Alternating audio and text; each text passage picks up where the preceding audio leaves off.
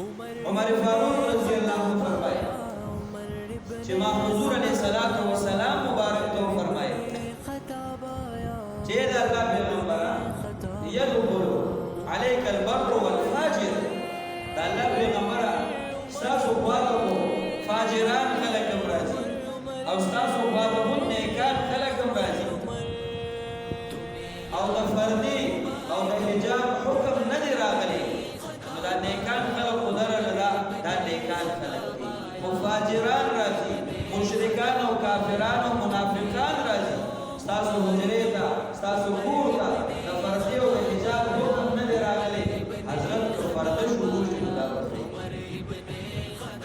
د عمر فاروق رضی الله عنه د رائے اظهار دغه کلام او گفتار او د الله کلام نازل د الله رب جلال فیصله راغله چې د نن نه بعد زنانا پرده اختیار کی او د نامحرم مخې ته ودرېږي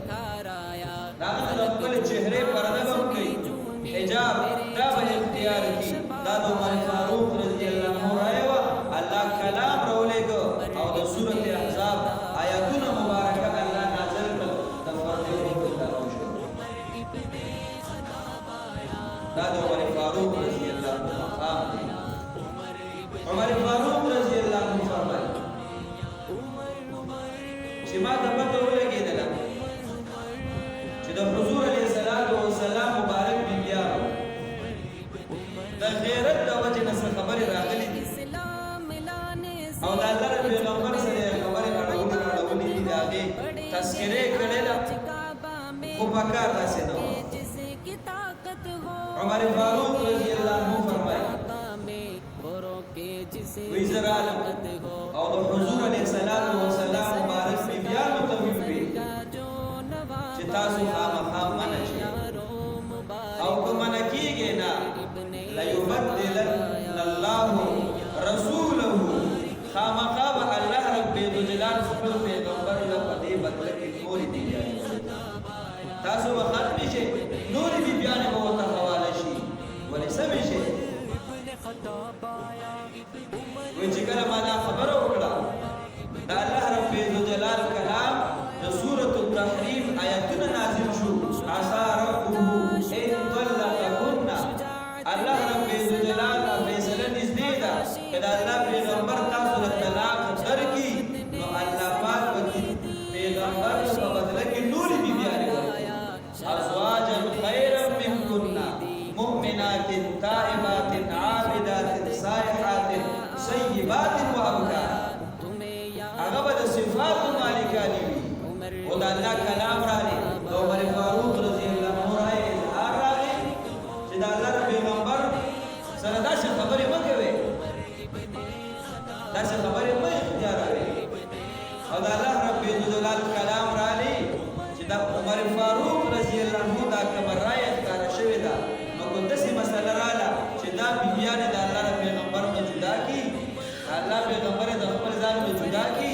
الله پاک ورته تری بیان ټول ورته دا الله پیغمبر په هیڅ کمی نه رسیږي او کمی بل هغه چې د الله پیغمبر د مرګتیا او د زوجیت نه دا عمر فاروق رضی الله عنه دا لغي مقام مرتبه ده چې د خپل رائے اظهار کوي نو د الله رب جلال تعالی حضور علیہ الصلوۃ والسلام مبارک د بیت الله شریف طواف عمر فاروق رضی الله تعالی عنہ چې کله طواف مکمل شو عمر فاروق رضی الله عنه حضور علیہ الصلوۃ والسلام مبارک کوي حضرت چې دا مقام ابراهیم چې هغه کاڼي چې د ابراهیم علیه السلام هو مبارک علامت دی او دا هغه کاڼي دي چې ابراهیم علیه السلام کله د بیت الله شریف تعمیر کوو نو په دې کاڼي ورته ولا نو د هو مبارک چاله په جوړ شوی مسکراتی تھی تجھے نبی حضرت د طواف نه بعد چې د مقام ابراهیم سره دو رکعات کور سکی اوس عمر فاروق رضی الله عنه د رائے اظهار کو دا دو رکعات طواف نه بعد کول واجب او دا لازمی نه ده د مقام ابراهیم په خوا کې مسنون طریقه ده او دا کثرت او د ازدحام د وجې نه د تا نه ډېر لرې وکړو په دغه مسجد حرام کې نو زما د فارغه د واجب ادا شو خو مسنون دا دی چې دې سره نږدې وشي عمر فاروق رضی الله عنه اظهار د رایې وکړو الله پاک کلام نازل کو واتخذوا من مقام ابراهیم مصلی الله پاک فرمایل چې د مقام ابراهیم سره تاسو ځان له زید موږ وګرځوي نو چې کله طواف وکړي دا غي نه بعد 2 رکعات نفل کوي دا مقام دا د عمر فاروق رضی الله عنه